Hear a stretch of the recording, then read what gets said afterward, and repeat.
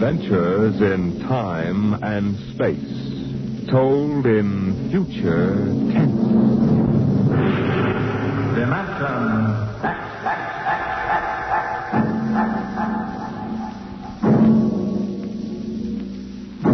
The National Broadcasting Company, in cooperation with Street and Smith, publishers of astounding science fiction, bring you Dimension X.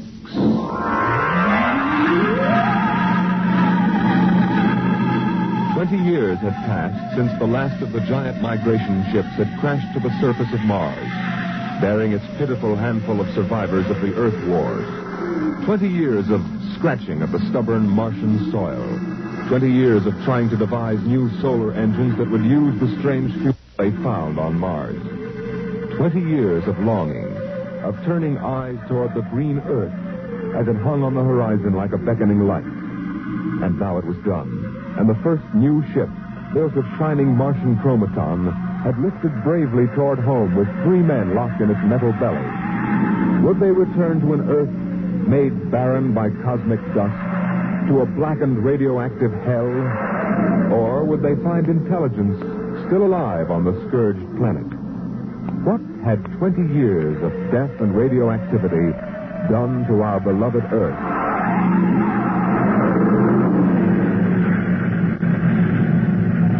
That's it, Captain. We've intersected the course vector. Williams. Yes, sir. Prepare for deceleration. Forward piston ready, Captain. Read us off, Evans. We'll enter the gravitational field of the Earth in exactly 10 seconds. 9, 8, 7, 6, 5, 4, 3. 5, 2, and 4. 1. 2 and 4. What's our momentum, Evans? -3. Fire 1. 1. -4 now. Steady as she goes. How are we? On parabola now. If we can hold, we should breach the heaviside layer somewhere north of what used to be Murmansk. Let's have a look at her. Visor, please. Yes, sir. Mother Earth. 20 years. We're going home, Evans. We're going home. Home to what, Captain? Home to a burned-out radioactive planet that is incapable of supporting human life? Evans and I don't agree with that, Williams. We think the Earth is ready for us again. That should give us another chance. I'm sorry, Captain, but I was born and brought up on Mars under the new central government. We younger men disagree with you about migrating back to Earth. For us, Mars is home. Well, we'll see. If there is some form of life on Earth, we'll find out soon enough. Williams, head for New York.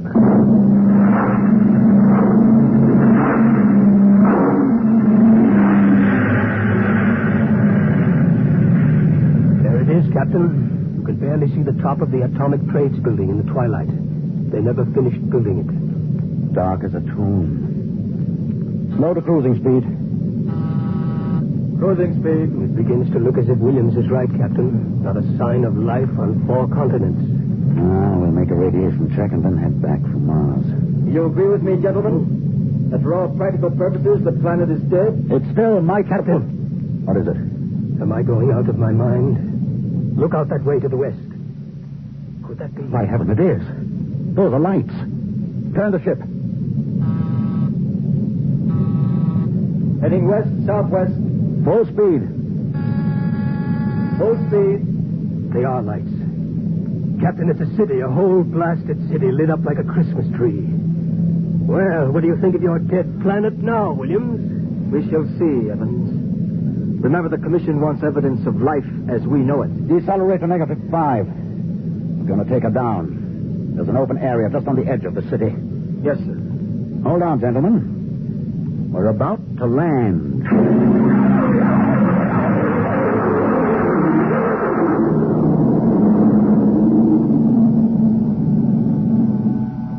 Landing jacks are down, sir. Open the airlock.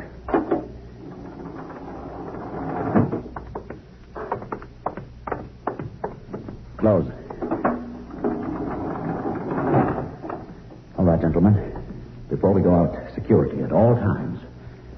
Williams, you have the blast gun. I have it. If anyone becomes separated, fire a shot and make for the ship. How's the radiation, Evans? Safe enough so far. This seems to be a light area. Very well. Open the lock.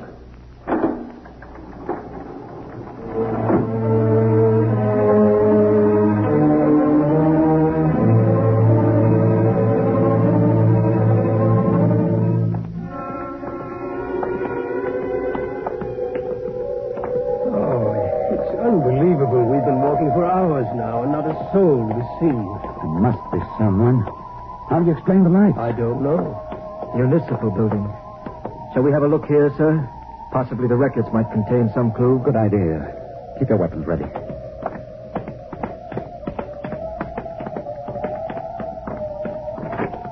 This door is in good working order. Almost as if it had been oiled recently. Long corridor. Lights blazing in every office. William, stand to watch here in the corridor. Fire a blast if you need us. Yes, sir. Evans, you come with me. We'll start right here with the city clerk's office. Better check radiation again. Not enough to do any damage. Gives me the creeps, doesn't it? Look at this desk. Papers crumpled. Inkstand. Just as if somebody came in and worked here every day. Calendar. June 18th, 1987. Why, that's the day of the evacuation. The dust cloud had already blanketed New York and was heading west. Dog license. I think troubles. Somehow I have a peculiar feeling that... Good Lord. Pick it up, Evans. Hello? No answer. Hello? I hear something. A scratching sort of noise. Good day, Doctor. What? How are you? I called to ask some advice about a trepanning problem. Can you tell me if the lateral cut should be made first? Hello? Hello? This is absolutely Thank insane. you, Hello? Doctor. I'll do that. By the way, how is your wife, Alice? And the girls? And your son, John? Fine boy, John. I'll call again tomorrow. Goodbye, Doctor. Hello? Hello? It's gone dead. Who was it? I don't know. A strange voice carried on a conversation about some surgical operation without paying the slightest attention to anything I said. Captain, the lights are out. Good Lord. Captain! Captain! I have a torch. Come on. William, what is it? I don't know. You fired a shot. Yes, sir. Just as the lights went out, I'm sure I saw a figure. It looked like an old man in a white robe. It moved across the end of the corridor down that way. Flash your torch down there, Evans. Nothing there. Are you certain, Williams? I'm not certain. The lights, they're on again. We're going to get to the bottom of this. Wait. What? Listen. Quietly. Someone is coming, walking slowly toward the corridor. We're coming closer. Cover him when he turns the corner. It'll be a pleasure. Don't fire unless I give the word. What? Jumping Jupiter. Are you... Is it really someone, or am I having hallucinations? We are no vision. No. Oh, you seem to be real. I saw the ship come down. I thought perhaps I was losing my mind. It's been so many years. I'm Captain John Parsons. These are my assistants, Dr. Evans and Mr. Williams. We've returned to Earth from Mars. Then it's happened. We're not alone anymore. Forgive me, gentlemen. I seem moved. I waited and hoped for so long. You survived the radiation? We did. There are others? My family were the only ones. I answered the phone a moment ago. Who was it? You heard my voice, Doctor. Your voice? To break the loneliness, I've recorded my voice and rigged up an automatic telephone. It's pleasant to hear the phone ring. I come here to do my work. I take it you're a medical man. My name's Cornelius Hathaway. Hathaway? Hathaway, the brain surgeon? You know my name. Who doesn't? I watched you on television at college. I saw you 23 years ago. You performed a difficult surgery for a cerebral tumor. Marvelous. Thank you. I'd almost forgotten. My mind, you see, I'm almost 80 now. You look fine, sir. Well, we've had the best of everything. An entire city to choose from. Cold storage, the best equipment. Come, when I saw your ship, I told Alice, my wife, you know, to prepare a feast. This is a great day for me, gentlemen. A great, great day.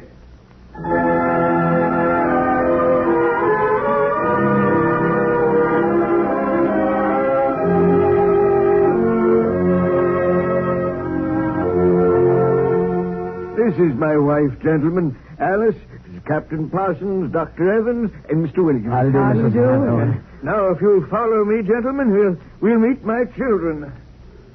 Lord, what a beautiful woman. She looks no more than 35. These are my daughters, Susan and Marguerite. This is my son, John. Sit down, gentlemen. Sit down. We'll have a feast in honor of this occasion. Susan, Marguerite, get the best silverware and the damask napkins. John, fetch the glasses. Oh, yes, Father. It'll only take... Excuse me, John.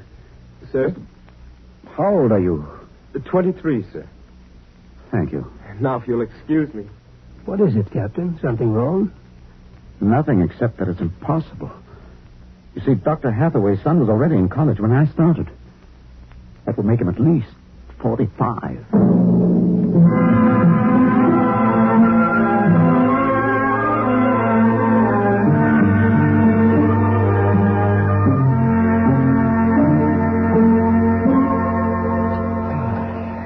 That was a wonderful meal, Mrs. Hathaway.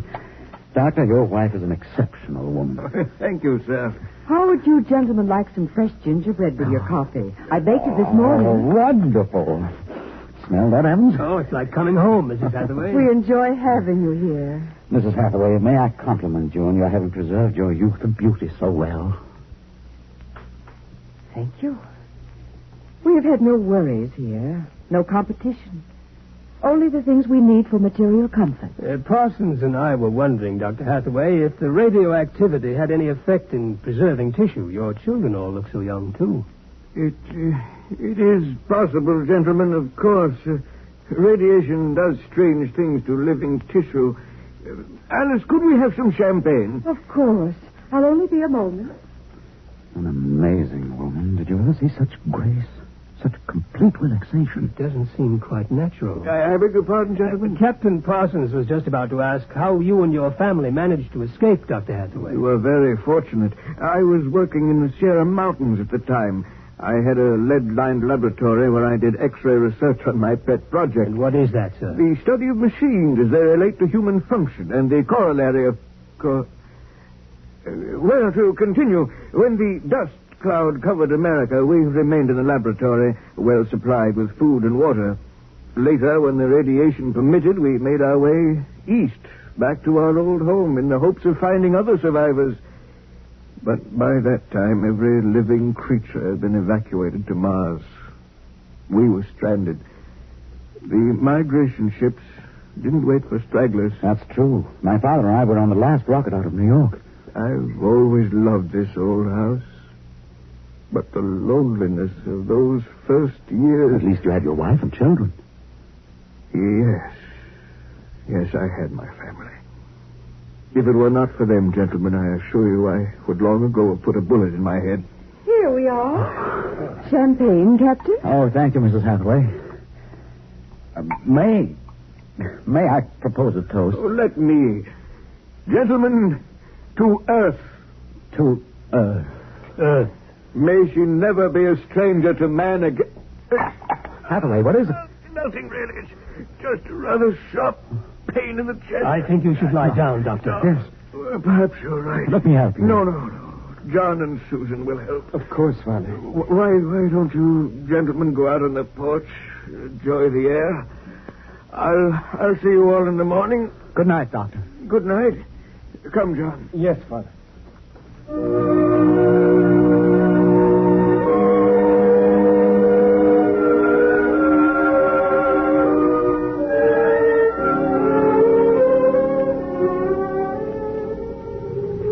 Well, what do you think of old Mother Earth now, Williams? Smell that summer breeze. Look at that view of the city lighted up against the sky. It has a certain quality. Well, score 1 point for the back-to-earth proponent. I didn't say that. You're beginning to feel it, though, Williams. I can tell. If you don't mind, gentlemen, I'm quite tired. I think I'll turn in. Excuse me.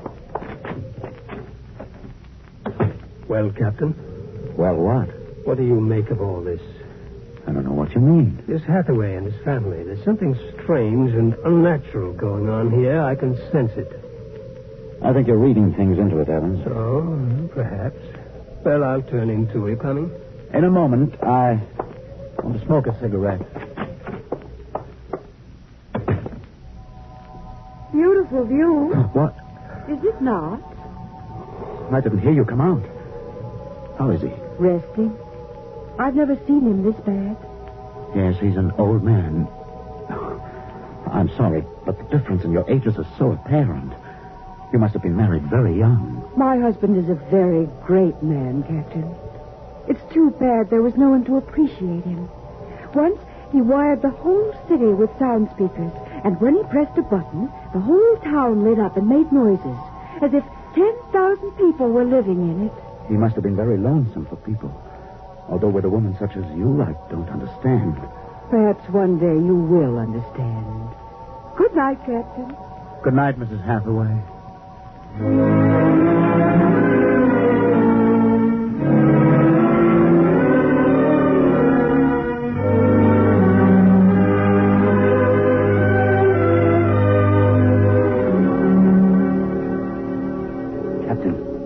Captain Parsons. Who's there? It's Dr. Evans. What time is it? 2 a.m. What's wrong? I couldn't sleep. A few minutes ago, I heard someone slip out the front door. The moonlight, I saw it was the old man. He was headed toward our ship. What are you suggesting, Evans? Nothing, except that it's fairly unnatural for an old man with a bad heart to go wandering off at 2 in the morning. Very well. We'll follow him.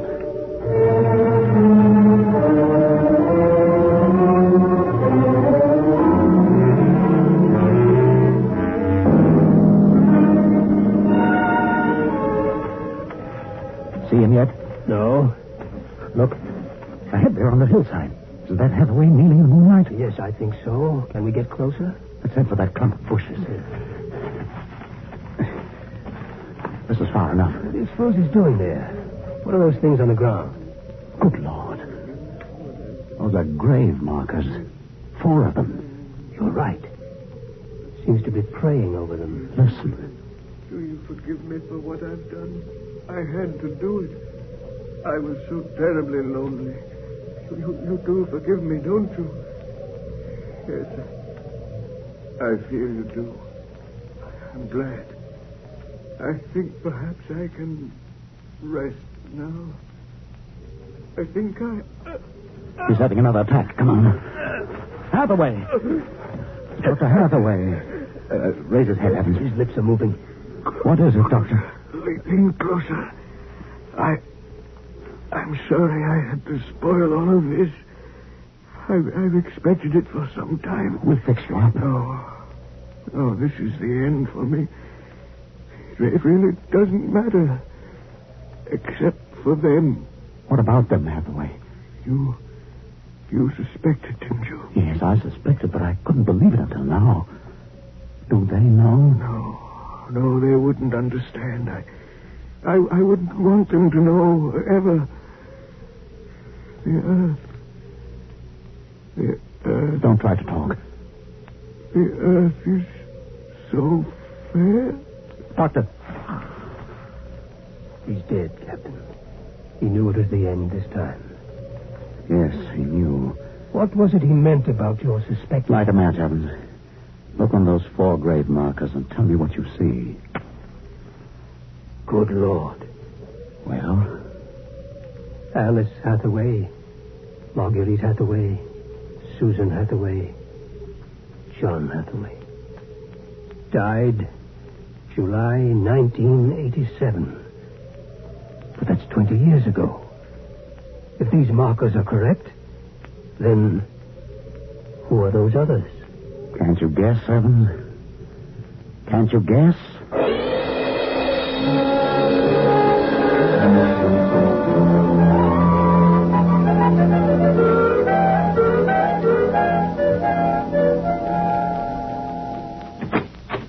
Mrs. Hathaway, are you awake? Yes, Captain? May I come in? Yes. It's about my husband, isn't it? You knew? I saw him go out tonight. He felt it was near the end. He died less than an hour ago. I'm sorry. Thank you. How do you feel? He told us it would happen one day, and that he didn't want us to cry. He didn't teach us how, you know. He said it was the worst thing that could happen, to know how to be lonely and unhappy. What will happen to us now that he's gone? I don't know. Will you stay with us? I would like to, but I cannot. You'll know about it. Yes, I know. I didn't think that you knew yourself. The children don't. I've been aware for a long while. No one would have guessed. You're so perfect. Oh, he would have liked to hear you say that. He was so very proud of us. After a while, he came to love us, and at the end, he took us as his real wife and children. He even forgot sometimes that he had made us. You gave him a great deal of comfort. Yes. Over the years, we've sat and talked. He loved so much to talk. I was first, you know. Then he became lonesome for the children, and so he made them. He told me about the things he did, about his laboratory. Surely the children must suspect. Oh, no. You see, there were no other beings with which to compare themselves. He must have been a great, great genius. Each morning he took a recording of his voice into town and put it on the automatic telephone. Each night it would call us. I think, what with the phone ringing and the sound of voices and the lights on, he was happy. There was only one thing, one flaw. And that? He couldn't make us grow old. And so he had to watch himself become an old, old man while we stayed young. It was a great blow to him.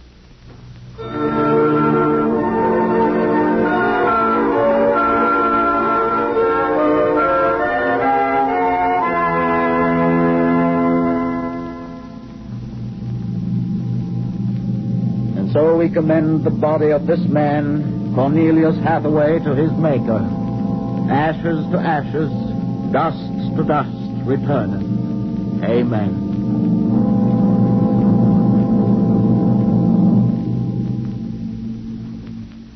Come, John. Yes, Mother. Susan? Martha? Evans, Williams, stay here a moment, please. What is it? Let them go back to the house. I want to speak to you. I know what you're going to tell us, Captain. I saw the names on the grave markers. Well? It's a mockery. A blasphemy of everything we believe in. For a man to do something so evil. Can't you imagine what he faced?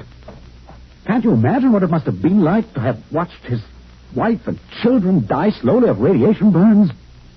To know that he was the last man on the face of the earth? Alone? Eternally and unalterably alone? Good Lord, man, what would you have done if you had his medical, technical genius? That's incredible. Yes, it is. But with an entire American city on which to draw for supplies and equipment, a brilliant man might accomplish anything, even that. What are you suggesting, Captain? That we take them back? We haven't enough space in the ship for that. Every ounce counts. Still, to leave them here, like that, alone. I think I have an answer, cold-blooded as it may seem. Go on. I suggest that we turn them off. Do you think that I could do that? No, but I could. After all, they aren't human. They're worse than robots. They're ghoulish. Have you talked to her? Has she smiled at you with that quiet, beautiful smile? Captain, we can't take them with us, and it would be less than human to leave them here without Hathaway. Could you do it, Evans? Give me the blast gun, Williams.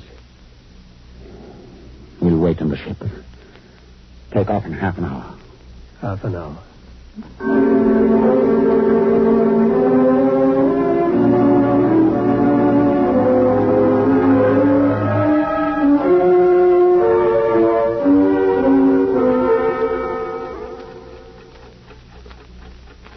6:25. He should be back soon. Yes. He's doing the only humane thing, Captain. They are less than human. Are they? Well, it's done now, and no one will ever... That's the airlock. He's back.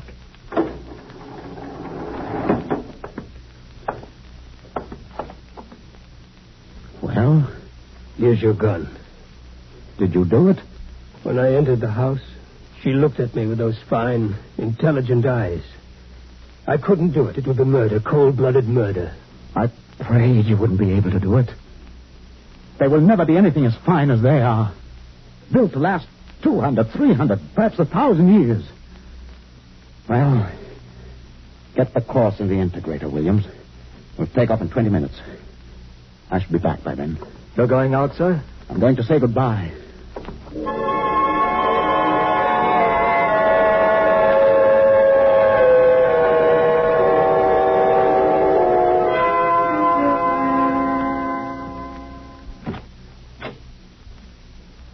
You've come back. Only to say goodbye. It was nice of you. I wanted you to know that I am coming back someday. When will you come? I don't know. It will take many years to prepare fuel for another trip. 6, 7, perhaps 10 years. I will watch the sky at night, just as he watched it. Oh, I'm afraid I must go now. I understand. Strange. I have a new feeling. One which he did not teach us. A feeling of longing, of sadness. And that one is not taught. It comes of being alive. Yes. I am alive. Even though he created me, I'm a person now. Goodbye, Alice Hathaway. Goodbye, John Parsons.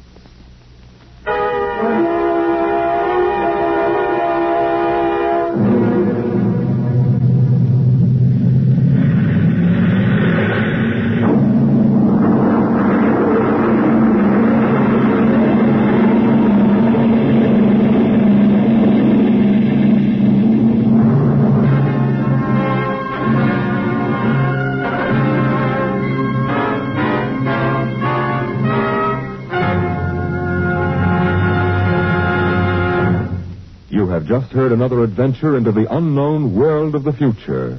The world of... Dimension X.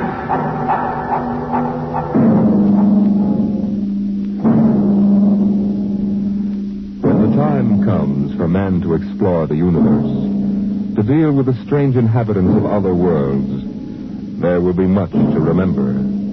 Perhaps the most important lesson of all will seem too fundamental to be included in the training manuals. Listen at this time next week as Dimension X brings you a story from the pages of the August astounding science fiction. A story called Courtesy.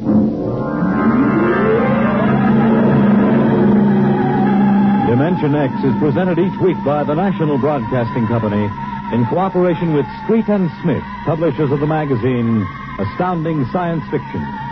Today, Dimension X has presented Dwellers in Silence, written for radio by George Lefferts from the story by Ray Bradbury. Featured in the cast were Peter Capell as Captain Parsons, Bill Griffiths as Dr. Hathaway, and Gertrude Warner as Alice. Your host was Norman Rose, music by Albert Berman. Dimension X is produced by William Welch and directed by Fred Way. Dragnet, the story of your police force, is next on NBC.